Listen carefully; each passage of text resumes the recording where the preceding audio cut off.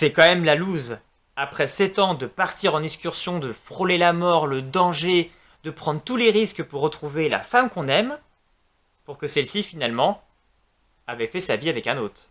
Tu as fait tout ce chemin pour une fille, c'est ça? Gamin, t'as déjà entendu l'expression c'est perdu l'avance? Eh mais, tu me manques tellement.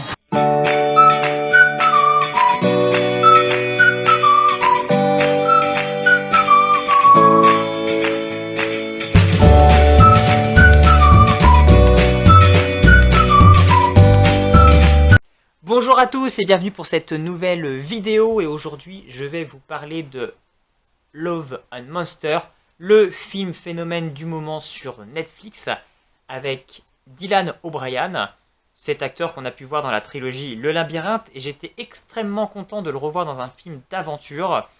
Il est vraiment dans son domaine, on retrouve un petit peu des choses un petit peu similaires qu'avec Le Labyrinthe. Donc j'étais assez content de revoir cet acteur dans ce film. Il y a également Michael Rooker, et j'étais content de le revoir, ça, je ne l'avais pas revu, enfin si on l'a vu dans Les Gardiens de la Galaxie, mais j'avais extrêmement aimé son rôle au début dans Walking Dead, donc ça faisait plaisir de le revoir également dans un autre film. Love and Monsters, de quoi ça parle? Une météorite allait percuter la Terre et détruire l'humanité. L'humanité n'a pas eu d'autre choix en fait que d'envoyer des missiles atomiques pour détruire ce météorite. Et les radiations qui sont retombées a en fait transformé tous les animaux à sang froid, les insectes, en des espèces de créatures énormes qui ont donc détruit toute la surface de la Terre et l'humanité. Et les survivants n'ont eu d'autre choix que de se réfugier sous terre. Et donc on suit le jeune Joel Dawson, qui a perdu toute sa famille dans ce grand cataclysme, et vit avec une petite communauté sous terre. Et lui, il a du mal à trouver sa place dans cette communauté, tout le monde est en couple, tout le monde a un rôle important, arrive à défendre les autres. Lui, à part le rôle de faire un petit peu la popote, la cuisine, il trouve pas sa place, et puis voilà, il a envie de retrouver son amour de jeunesse qu'il n'a pas vu depuis 7 ans. Et il a réussi il a une espèce de petite radio, et il arrive à contacter d'autres communautés, et il a réussi enfin à trouver la communauté où est cette jeune fille qu'il aime, Aimée.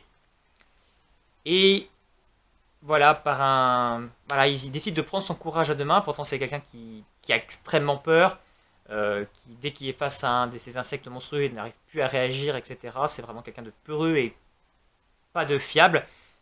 Et il se sent en fait tellement pas à sa place dans sa colonie, et tellement rejeté parce que on essaie plus de le protéger plutôt que voir son utilité. Il décide finalement de tout sacrifier, de partir à la surface, quitte à prendre tous les dangers, pour rejoindre la communauté de Aimée et retrouver celle qu'il aime en définitif. Peut-être qu'on retrouvera notre monde d'avant. Pour moi, t'es un vrai miraculé.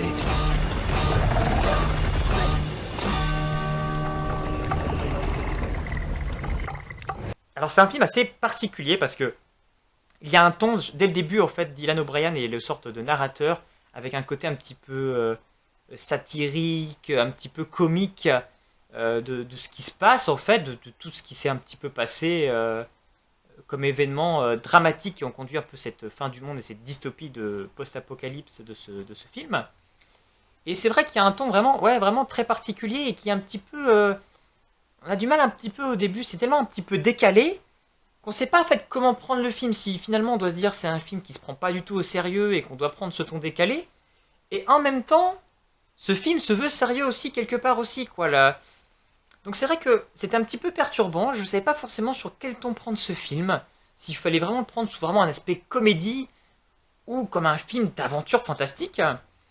Et puis, Dylan O'Brien, son personnage, va donc partir en excursion, et va donc rencontrer le personnage du Michael Rooker, et à travers lui, il va apprendre vraiment la survie, etc. dans ce monde. Les décors, en tout cas, sont magnifiques, on a vraiment de très beaux décors lumineux, de beaux paysages. On sent vraiment aussi l'installation des insectes dans ce monde, toutes les ruches qu'il y a pu être construites, ces monstres qui vous pourchassent. Donc ça c'est effectivement très bon. Cette relation qu'ils ont créée aussi entre le personnage donc, de Dylan et un chien, j'ai trouvé que c'était très touchant. Et il faut quand même dire une chose, c'est que Dylan O'Brien est un gros plus pour ce film. Clairement, moi c'est lui qui m'a capté. Parce que justement, au début, ce film avait un ton un peu bizarre. Et lui, il a réussi à me capter dans ce film. Il y a une scène quand même au début où en fait il est en communication radio. Et donc en fait on ne voit que lui. Il est en communication radio avec Aimé, mais on ne voit que lui. Et là franchement c'est juste une scène caméra où en fait on ne filme que lui. Et il arrive à t'embarquer en fait. Il arrive à t'embarquer et là tu t'attaches à lui, tu t'attaches à ce personnage, tu comprends ce qu'il ressent, il te fait passer beaucoup d'émotions et là tu es embarqué dans le film avec lui en fait. Et vraiment c'est lui qui capte à un moment donné ce film. Et après tu es pris dans l'aventure avec lui, dans ce monde, tu le découvres avec lui et, et c'est plutôt bien fait et tu es pris dedans et je trouve que ça change vraiment des films d'aventure fantastiques qu'on peut voir au quotidien. Je trouve que comme le ton en fait différent fait qu'en fait ce film ça le rend original et on est pris dedans et toutes les petites touches qui sont mises, même le côté robotique avec le robot et cette scène est plutôt bien faite, qui est super jolie avec les méduses qui s'envolent toutes colorées et tout. Enfin cette scène aussi est super belle, il y a des très très belles scènes. On a des bonnes scènes d'action aussi, d'attaque d'insectes. Donc franchement là-dessus c'est extrêmement réussi et le final prend un contre-pied différent pour traiter un petit peu, nous dire que finalement les monstres ne sont pas forcément ceux qu'on pense. Et j'ai trouvé ça aussi peut-être convenu, mais je m'attendais pas à cette direction-là, donc ça m'a quand même surpris. Je m'attendais pas que le film irait sur cette thématique-là, donc c'était plutôt pas mal.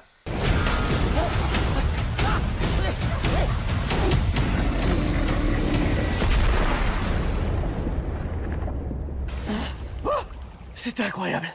J'ai l'impression d'être Tom Cruise. Peut-être que le fait qu'en fait je partais avec un avis assez pas négatif, mais sans grandes attentes en fait sur ce film. Et le fait que j'avais pas d'attente, en fait, ce film m'a surpris dans le bon sens et j'ai passé un extrêmement bon moment sur Love and Monster. Pour moi, on a les ingrédients d'un très bon film. On a des beaux paysages, on a des bonnes scènes d'action, on a de l'humour. C'est un petit peu décalé, mais tout en restant assez subtil et sans vraiment partir dans une espèce de nanar, ça reste malgré tout crédible.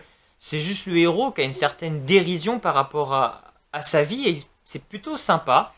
On voit l'évolution, on est vraiment dans le roman, enfin dans le film un peu initiatique, où vraiment on a l'évolution du héros, complètement nul au début, et qui va évoluer au fur et à mesure du film, et qui va prendre confiance en lui, et qui va trouver sa place dans ce monde. Et ça c'est plutôt aussi intéressant, on n'a pas un héros dès le début très fort, et on voit vraiment son évolution, donc ça c'était plutôt par l'aide de certains personnages à travers le film. Donc ça c'était plutôt intéressant. Donc moi j'ai passé un plutôt bon moment devant Love and Monster, qui est un film je pense à voir, un bon film fantastique avec un casting assez bon. Donc si vous aussi vous avez vu Love and Monster sur Netflix, n'hésitez pas à me laisser un petit commentaire pour me dire ce que vous en avez pensé, si vous avez adhéré, si vous avez trouvé ça trop décalé, si ça vous a pas du tout plu. Et puis sinon je vous invite à vous abonner à ma chaîne pour être au courant de mes prochaines vidéos. Et puis en attendant, je vous souhaite une très très bonne journée. On se retrouve à bientôt.